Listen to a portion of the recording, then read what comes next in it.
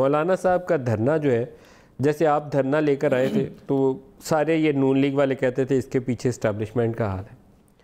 اب اگر مولانا صاحب یہاں ڈی چوک میں پہنچ گئے، 5,000 بندہ لے کے بھی پہنچ گئے، 15,000 10,000 بندہ لے کے بھی پہنچ گئے، تو ان کے سر پہ کس کا ہاتھ ہوگا؟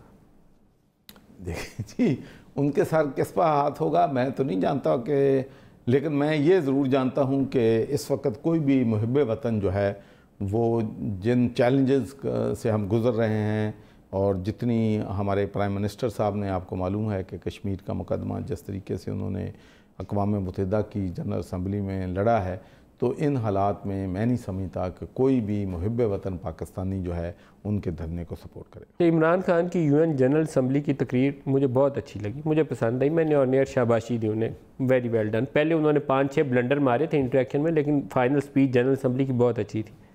پہلے تو وہ کچھ ڈیورنٹ لائن کا اور وہ پتہ نہیں کہاں کا القاعدہ کا تذکرہ کر کے پاکستان کو مشکل میں پھنسانے لگے تھے.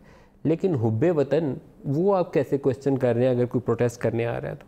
کیا آپ کی حب وطن کسی نے کوسچن کی؟ مجھے یہ بتائیں کہ اگر ان کا جو پروٹیسٹ ہے، جبکہ میرا خیال ہے کہ جتنا فضل الرحمان صاحب جو ہیں، جتنا پرابلم ان کو ہماری حکومت سے ہے، اتنا ہی دوسری پولیٹیکل پارٹیز کو بھی ہے. احتساب تو سب کا ہو رہا ہے، لیکن اگر دوسری پارٹی ان کو شریک نہیں ہو رہی ہیں اس کے ساتھ، تو اس کا مطلب ہے کہ وہ میری اس رائے سے متفق ہیں کہ یہ جو ٹائمنگ ہے یہ درست نہیں ہے. یہ اپوزیشن کی صفوں میں یہ بات کہی جا رہی ہے ندیم صاحب. سر انتظار یہ میں نہیں کہہ رہا، یہ تو اپوزیشن کے لیڈر یہ بات کہہ رہے ہیں. جو 2 مین اپوزیشن پارٹیاں ہیں وہ فضل الرحمان سے کہہ رہی ہیں کہ یہ وقت درست نہیں ہے دھرنے کا، اس لیے آپ اس ڈیٹ کو تبدیل کریں.